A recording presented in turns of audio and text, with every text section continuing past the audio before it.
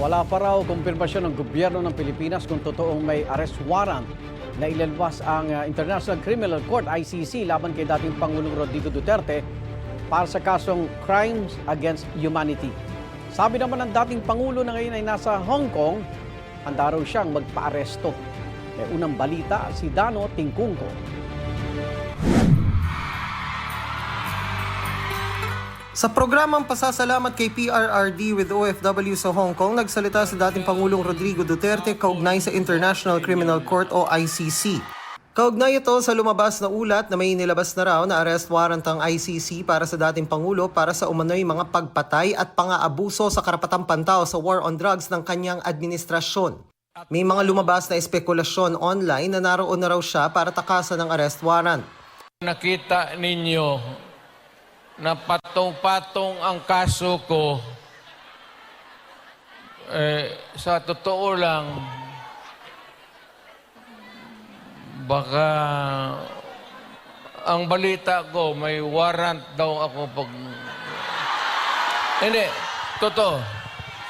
Yung sa ICC or something, matagal na akong hinahabol ng mga ano man ang kasalanan ko, ako'y raw yung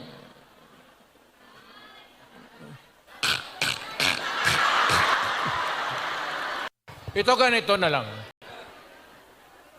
O sabi ko, assuming na totoo talaga yung naririnig ninyo, bakit ko ginawa yan? Para sa sarili ko?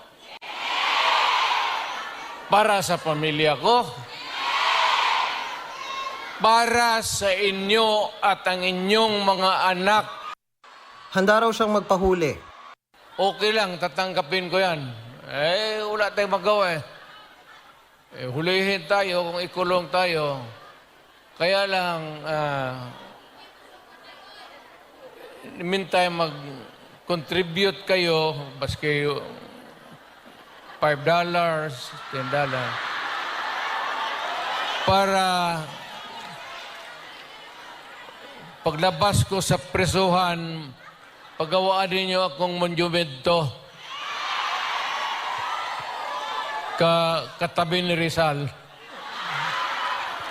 Si Rizal may hawak na libro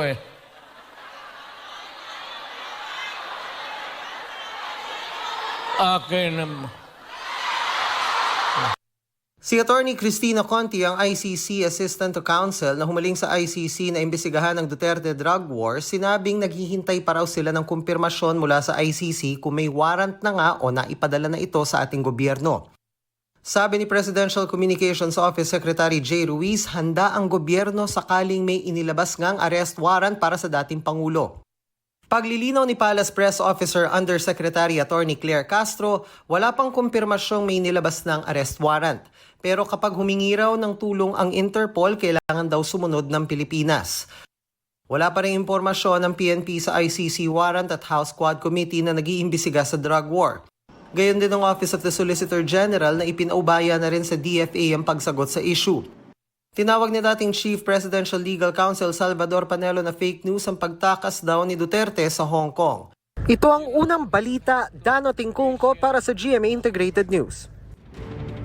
Igan, mauna ka sa mga balita, mag-subscribe na sa GMA Integrated News sa YouTube para sa iba't ibang ulat sa ating bansa.